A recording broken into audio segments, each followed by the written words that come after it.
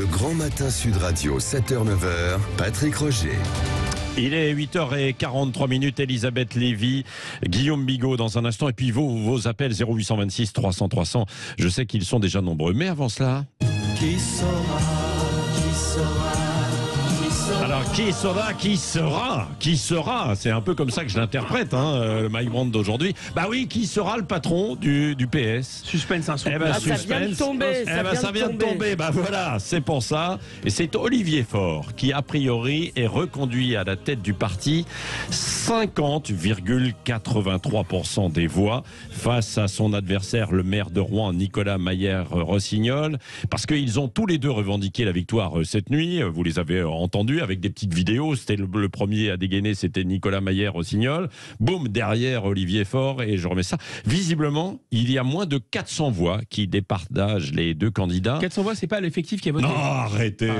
C'est un peu le choc des titans, quand même. Non, mais ce qui veut dire qu'il risque d'y avoir aussi... C'est beau comme en Amérique, surtout. Bah oui. Il est probable qu'il va y avoir des recours. Il y aura des recours, bien sûr. Évidemment. C'est pas drôle, ça nous rappelle Fillon-Copé, ça nous rappelle Aubry-Ségolène Royal. On aurait dû repasser un petit coup de fil à Françoise de Gois. Elle a bien connu ça, évidemment. Alors, il fut un temps où on bourrait les urnes avec un peu plus d'efficacité, mon cher Patrick, dans les votes militants. Arrêtez. Non, mais c'est vrai que... Où va-t-elle chercher des choses pareilles?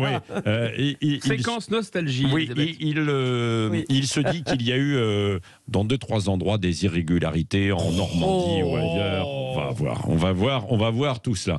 Le débat sur les retraites. Avant de voir sur s'il faut écouter la rue ou pas, le gouvernement et comment faire, déjà peut-être sur le déplacement d'Emmanuel Macron. J'ai posé la question tout à l'heure à Gilles Legendre, député de la majorité. Benjamin est revenu tout à l'heure. Est-ce qu'il devait maintenir ou pas son voyage hier et faire cette petite déclaration de là-bas? Guillaume Bigot, tout à l'heure, vous disiez dans votre édito une erreur. C'est-à-dire qu'on ne peut pas prendre au sérieux Emmanuel Macron qui nous explique que c'est la mère de toutes les réformes, le moment de bascule de son quinquennat, c'est comme ce qu'il nous a expliqué, du premier d'ailleurs, il a reporté au second, et que son legs historique se joue là, alors qu'il y a une mobilisation inédite de 12 syndicats unis pour la première fois depuis 10 ans, et monsieur va visiter des musées en Espagne et signer un traité d'amitié alors qu'il nous parle de souveraineté européenne et qu'on est amis avec l'Espagne depuis plusieurs siècles. Ça me paraît pas une urgence absolue. Et monsieur Legendre se défend comment? Mais enfin, peut-être qu'on n'est pas assez intelligent pour lui, c'est son argument généralement. Qu'est-ce qu'il dit? Il dit, oui, mais c'était déjà prévu à l'agenda du président de la République, comme si 67 millions de personnes avaient accès à l'agenda du président de la République, et on lui aurait reproché. Mais n'importe quoi. Non, mais attendez, excusez-moi, vous n'êtes pas sérieux. Cher Guillaume, tu n'es pas sérieux. Là, je te le dis, Guillaume est un trop fin connaisseur, par exemple, de la vie diplomatique. Il a certainement déjà rencontré des ambassadeurs qui préparent, quand ils préparent ce genre de visite, ça commence un an à l'avance. Si vous voulez, c'est des préparations au cordeau, du protocole en veux-tu, en voilà. Non, ce ne sont pas des visites qu'on annule comme ça, si vous voulez, au pied levé parce que il y a des manifestations. En plus, excusez-moi, mais on est quand même dans un monde où nous sommes très connectés et je ne vois pas bien la différence. Je sais que le terrain ne ment pas. Non mais c'est ridicule. Cette polémique est ridicule. D'ailleurs, elle ne prend pas. Elle ne prend pas. Si, un peu sur les réseaux sociaux tout de même, et pas seulement, même les politiques l'ont dit hier. En tout cas, vous dites politique ridicule, vous, Elisabeth Lévy. Évidemment, vous défendez Emmanuel Macron, là. Mais sur ce coup, là-dessus, sur la question du voyage, je vous dis que c'est prévu depuis plus d'un an, que les ambassadeurs ont millimétré ça, que c'est un travail énorme, c'est de protocole.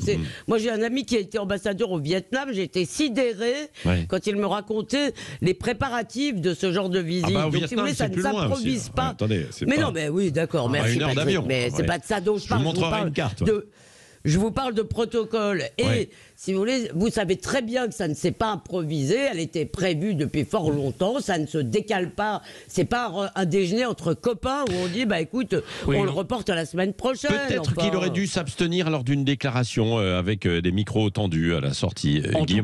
En tout cas, c'est une règle de base. Un capitaine ne quitte pas son navire lorsqu'il y a un avis de tempête prévu à l'avance. Elisabeth a raison. Un voyage diplomatique au niveau des chefs d'État se prépare très longtemps en avance. Mais entre faire de la peine au protocole et quoi, au protocole du roi d'Espagne, parce qu'en fait c'est au niveau des chefs d'État que ça se passe. Évidemment que Madame Borne, évidemment que le ministre des Affaires étrangères, pouvait tout à fait représenter Monsieur Macron. Mais surtout, l'enjeu diplomatique de cette visite n'est pas clé. S'il y avait eu une visite, par exemple, avec un pays dans lequel il y a des tensions très importantes, évidemment qu'il fallait pas reporter, mais là, c'est pas un enjeu clé. Bon, alors moi, je vais vous dire une chose, juste là-dessus, une phrase.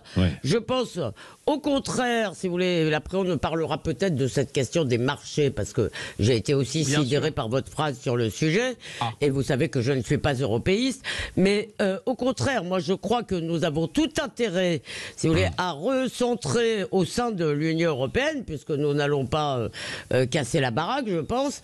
Nous avons tout intérêt. Oui, sans doute, hélas.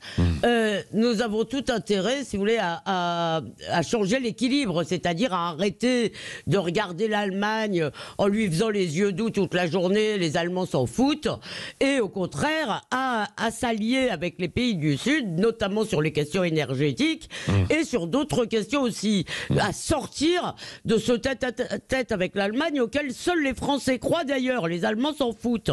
Donc je pense au contraire de Guillaume que c'est une bonne chose de se rapprocher de l'Espagne. Oui, absolument. Alors maintenant, est-ce que le gouvernement doit écouter la rue, et est-ce qu'on est à l'aube d'un mouvement social? C'est la question aussi que nous posons sur les réseaux sociaux. Et au 0826 300 300, vous avez envie de prendre la parole? Évidemment, et on vous la donne. Claudine, tout d'abord, est avec nous de Niort, dans les Deux-Sèvres. Bonjour, ma chère Claudine. Oui, bonjour Claudine. Bonjour Elisabeth Lévy, et bonjour Guillaume Bigot. Oui, alors, votre avis, Claudine? Alors, moi, mon avis, c'est que j'ai l'impression de vivre une énorme farce. Ah bon? Moi, ça me fait rire. Leurs 1 200 € pour 43 ans sans interruption, il y en a un sur 5 000 peut-être qui va avoir 1 200 €. Moi, ça me fait grand rire. En plus de ça, il faut savoir que 1 200 € brut. Donc, bon, non, mais bon, c'est comique, quoi. Alors, en même temps, je ne veux pas faire du macronisme, Claudine, mais il y a des gens qui, aujourd'hui, et depuis quelques années, avaient des encore plus petites retraites. Oui, mais vous inquiétez pas, ils continueront à avoir une petite retraite, parce qu'en plus, avec l'inflation, forcément, ils n'auront pas une plus grosse retraite. Ça, je veux dire, les promesses n'engagent que ceux qui les croient, c'est bien connu. Donc, c'est se moquer du monde. Je veux dire, bon, et puis chaque cas est différent. On a tous pratiquement tous des carrières qui sont à U et à dia, plus ou moins. Les gens qui ont fait 43 ans sans démonter une seule fois, surtout aujourd'hui, bon, il y aurait 30 ou 40 ans, je vous aurais dit, oui, mon père, il a travaillé pendant 30 ans dans la même maison, etc. Bon, bien sûr, mais aujourd'hui, c'est quand même assez rare, quoi. Faut quand même le dire. Laurent est avec nous aussi, qui nous appelle de Mérignac en Gironde. Bonjour Laurent. Oui, bonjour tout le monde. Laurent, quelle est votre position, vous? Alors, moi, je ne connais pas assez bien le dossier des retraites, mais je m'interroge sur quelque chose, sur la fréquentation sur les manifestations, là. Hier, hier. Parce qu'en fait, il y a 3 points qui m'interpellent. Les retraités, donc la dame, là, vient juste de parler, les retraités. Claudine. Claudine. Bonjour Claudine. C'est une vraie avancée, je pense, que sur les retraités, c'était un peu malmené, et c'est une vraie avancée. Hier, j'entendais à la télé un retraité qui avait 900 € qui va se retrouver avec 1 200 €. Ça représente un tiers de plus, c'est pas négligeable. Donc je m'interroge sur leur positionnement. Je m'interroge sur les jeunes, parce que cette réforme est là pour financer leur retraite aussi. Donc je me demande ce qu'ils font là. Et puis sûrement sous influence. Et puis et je m'interroge aussi sur les gens qui bénéficient de régimes spéciaux qui sont déficitaires. Et j'aimerais bien connaître un petit peu sur ces 3 tranches de population leur représentativité dans les cortèges, parce que par rapport à la crédibilité de ce cortège ou pas, quoi. Ah oui. C'est vrai qu'il y avait beaucoup de personnes, alors liées aux régimes spéciaux, oui, parce que liées à la fonction publique, et il y avait une forte représentation, bien sûr, quoi. C'est tout à leur honneur, puisque les régimes spéciaux ne sont pas touchés. Alors, ils ne sont pas touchés, si, ils sont quand même un peu touchés, puisque, malgré tout, ils sont quand même touchés, puisqu'ils auront 2 ans de plus, et puis, vous savez, il y a eu déjà une réforme qui a été adoptée et qui va concerner les nouvelles générations. Elisabeth Lévy veut apporter quelques réponses ou quelques éléments. Restez avec nous, Claudine et Laurent. Oui. Sur les jeunes, moi je suis sidéré de voir des jeunes manifester pour leur retraite. Ouais. Je trouve ça totalement déprimant. Mais surtout, je dirais que c'est pas tellement pour leur retraite qu'on le fait, c'est pour qu'ils puissent être dans la vie active sans être écrasés ou en étant un peu moins écrasés par le poids de ce qu'ils ont à payer. Ouais. Je vous rappelle qu'on est quand même, je commence à en avoir assez d'entendre parler de la France comme si on était sous Zola. On est dans un pays où 56% du revenu national est redistribué, où les classes moyennes sont ponctionnées notamment par des cotisations de ceci et de cela d'une façon écrasante. Et j'en profite comme ça, après je me tais, pour dire à Guillaume, sur les marchés, moi je suis totalement d'accord, si vous voulez, que c'est bien dommage d'être soumis au marché. Mais si vous voulez être indépendant, c'est simple. Il ne faut pas être endetté.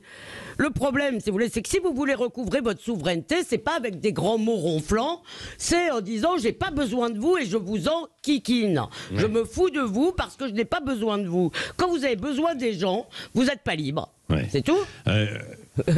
Alors Guillaume, vous êtes interpellé directement là. Oui, je vais répondre à Elisabeth parce qu'en fait, c'est précisément l'inverse. C'est précisément parce que nous avons fabriqué cette usine à gaz de pouvoir financer un État par l'emprunt sur les marchés et d'avoir cessé d'autoriser, comme la Banque centrale d'Angleterre par exemple, ou comme la Banque centrale des États-Unis ou comme la Banque centrale du Japon, c'est-à-dire de refinancer nous-mêmes nos propres créances, et on l'avait déjà fait du temps de la Banque de France, on l'a maintenant, c'est pieds et poings liés avec la Banque centrale européenne. C'est pour ça que nous sommes endettés. Il ne faut pas inverser les causes et les conséquences. Donc pour vous, on peut faire marcher la planche à billets ça qui nous a endettés. De façon infinie. C'est-à-dire qu'à chaque fois qu'il y a une demande sociale, en fait, on crée de la monnaie et puis allons-y. Pardon, Elisabeth, la planche à billets. Ce pays est drogué à la subvention, Guillaume. Oui, alors je peux répondre parce qu'en fait, une boîte comme LVMH a pris 62 milliards de positions d'actifs parce que la Banque centrale européenne a racheté ses actions, lui a prêté de l'argent pour acheter Tiffany's à hauteur de 14 milliards, et on a vu que l'essentiel de l'argent qui a été créé par la Banque centrale européenne a fait monter les actions. C'est ça la réalité. C'est pas une relance à la Keynes comme on a appris dans nos manuels à Sciences Po, Elisabeth. C'est une relance en fait pour les marchés. Premier point. Deuxième point, on nous explique que dans 10 ans, peut-être il y aura 30 milliards de déficit de la Sécu et que c'est sirène, alerte rouge, il faut réformer et faire bosser les gens plus longtemps, alors même que maintenant, on empruntera 50 milliards parce qu'on doit payer 50 milliards en intérêts aux gens qui ont déjà de l'argent. C'est ça la réalité. Ce ne sont pas des grandes phrases qui vont nous sortir de ça. Mais par contre, si le président de la République avait l'audace de dire « Écoutez, nous en sommes là, vous devez travailler 2 ans de plus, non pas pour faire comme les autres, mais vous devez travailler 2 ans ou 3 ans de plus parce qu'on est à la rue et qu'on doit emprunter sur les marchés », alors là, il y aura un débat sur la folie de ce système. Mais on n'a pas ce débat. Allez, merci à tous les deux. Je ne peux pas aller plus loin. Non, je ne peux plus aller plus loin. On va dépasser. Non, c'est Valérie Expert. Dans un instant. Mettez-vous d'accord, Valérie Expert. Merci à vous, Elisabeth, Guillaume, Claudine, merci. Laurent et beaucoup d'autres, évidemment, qui voulaient pas. Attendez. Bon, mais vous avez toute la journée pour vous exprimer sur Sud Radio. À propos aussi, je vous rappelle le rendez-vous maintenant, chaque samedi matin, 10h à 11h, l'heure libre. Michel Onfray, Stéphane Simon avec la revue Front Populaire. Demain matin, 10h, 11h. Allez, ciao, bonne journée, bon week-end.